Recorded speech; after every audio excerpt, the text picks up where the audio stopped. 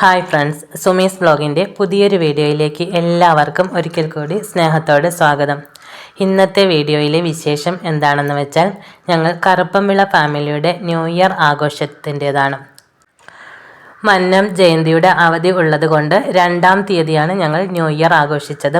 1-ാം തീയതി ഗവൺമെൻറ് ഉദ്യോഗസ്ഥർക്കും അതുപോലെ ജോലിയുള്ളവർക്കൊക്കെ അവധി ഇല്ലായിരുന്നു.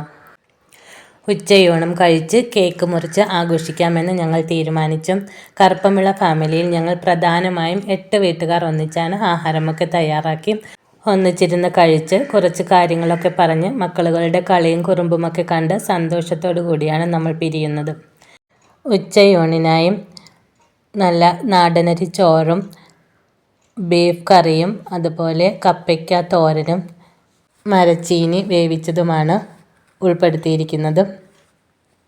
പിന്നെ താറാവ് പൊരിച്ചതും. ഈ മിക്സിയിൽ അരിഞ്ഞെടുക്കുന്നത് മരച്ചീനിയാണ്. എല്ലാ പച്ചക്കറികളും ഓരോ ബ്ലേഡുകൾ മാറ്റിയിട്ട് ഈ മിക്സിയിൽ അരിഞ്ഞെടുക്കാൻ സാധിക്കും. മരച്ചീനി മൊത്തമായി മിക്സിയിലാണ് അരിഞ്ഞെടുത്തത്. അതുപോലെ കപ്പയ്ക്കയും സവാള അതെല്ലാം മിക്സിയിൽ അരിഞ്ഞെടുക്കും. ബീഫ് ഒരുവിധം റെഡിയായി. അതുപോലെ മരച്ചീനി അടുപ്പിൽ വെച്ചു. ഇങ്ങനെയൊക്കെയുള്ള കൂട്ടായ്മയിലൂടെ നല്ല സൗഹൃദങ്ങൾ നിലനിർത്താനും കൂട്ടായ പ്രവർത്തനത്തിലൂടെ നമ്മുടെ ജീവിതത്തിൽ പ്രയോജനകരമായ കാര്യങ്ങൾ ചെയ്യാനും സാധിക്കും. ചെറുകിട ബിസിനസ്സുകൾ, കൈത്തൊഴിൽ സംരംഭങ്ങൾ മുതലായവ. ഇന്നത്തെ കാലഘട്ടം എന്ന് പറയുന്നത് എല്ലാവരും റീൽസും വീഡിയോസും ഒക്കെ കണ്ട് വീട്ടിൻ്റെ അകത്തിരുന്ന് സമയം കൊല്ലുന്ന ആളുകളാണ് കൂടുതലും. ഇങ്ങനെയുള്ള കൂട്ടായ്മയിലൂടെ പുതിയ പുതിയ ആശയങ്ങൾ ഉരുത്തിരിയുന്നു. പിന്നെ കൊച്ചു മക്കൾക്കും കളിക്കുവാനുള്ള സാഹചര്യങ്ങൾ ലഭിക്കുന്നു.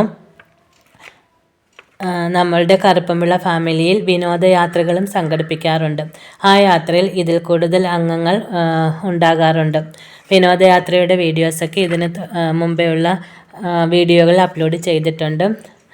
വർഷത്തിൽ 2-3 തവണ ഇങ്ങനെയൊക്കെ സംഘടിപ്പിക്കുന്നത് പൊതുവെ നല്ല കാര്യങ്ങൾ തന്നെയാണ്. കാരണം ഈ ഒറ്റപ്പെടലുകളിൽ നിന്നും ഒക്കെയുള്ള ഒരു മോചനം, പഴയ കാലങ്ങൾ നമുക്ക് വീണ്ടും റീക്രിയേറ്റ് ചെയ്യാൻ സാധിക്കും.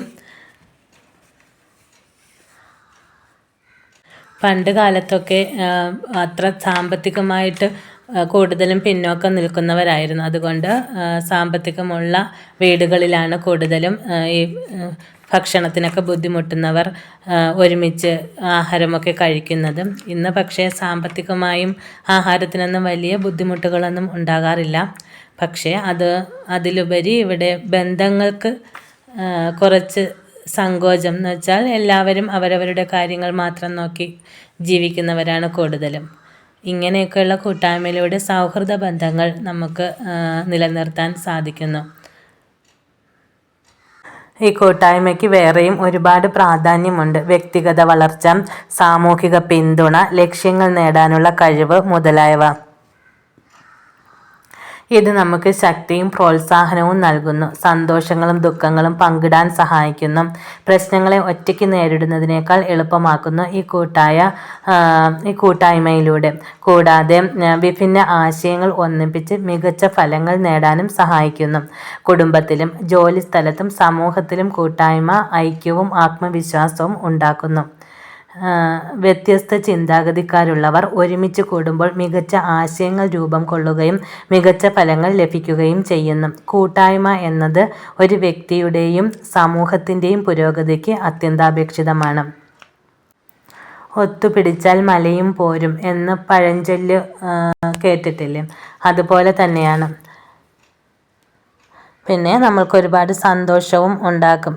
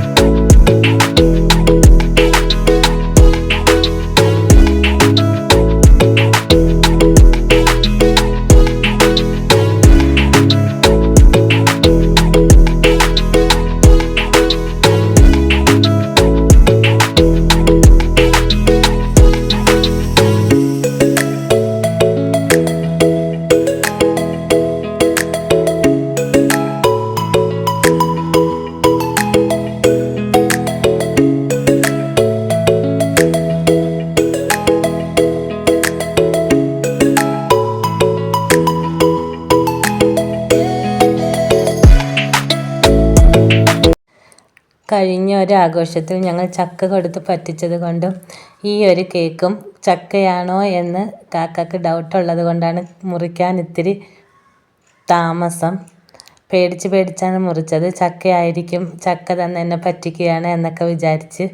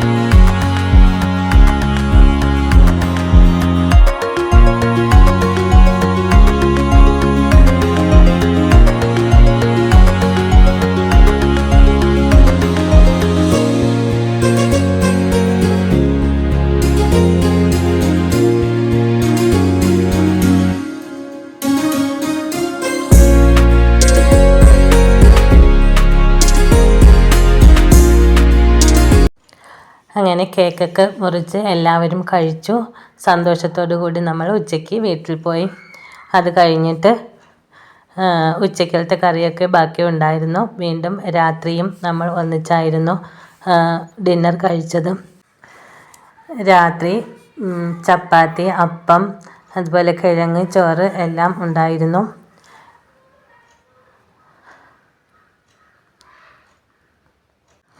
അന്നത്തെ ദിവസം നമ്മളെല്ലാവരും നല്ലതുപോലെ ആഘോഷിച്ച് സന്തോഷത്തോടു കൂടി തന്നെ നമ്മളെല്ലാം പിരിഞ്ഞു. ഇതുപോലെയുള്ള കൂട്ടായ്മകൾ സമൂഹത്തിൽ ഒരുപാട് ഉയർന്നു വരട്ടെ. ഇതിലൂടെ നമ്മൾക്ക് ഒരുപാട് ഗുണങ്ങളാണ് ഉണ്ടാകുന്നതും. എല്ലാവർക്കും അഭിപ്രായ വ്യത്യാസങ്ങളൊന്നും ഉണ്ടായില്ലെങ്കിൽ വളരെ ഒരുമയോട് കൂടി മുന്നോട്ട് പോയാൽ നല്ല നല്ല ആശയങ്ങൾ ഉരുത്തിരിയാനും അതുപോലെ പുതിയ കാര്യങ്ങൾ നമ്മൾക്ക് സമൂഹത്തിന് വേണ്ടി ചെയ്യാനും സാധിക്കും. ഈ ഇൻ്റർനെറ്റ് യുഗത്തിൽ നിന്നും കുറച്ചൊന്ന് പിന്നോട്ട് പോകാനും അതിലൂടെ ആ പഴയ കാലത്തിൻ്റെ സുഖമെന്ന് നമുക്ക് കൊണ്ടുവരാനും സാധിക്കും. ഇത്രയൊക്കെയാണ് ഇന്നത്തെ വീഡിയോയിലെ വിശേഷം. എല്ലാവർക്കും നല്ലത് വരട്ടെ. വീഡിയോ ഇഷ്ടപ്പെട്ടാൽ സബ്സ്ക്രൈബ് ചെയ്ത് സപ്പോർട്ട് ചെയ്യുക.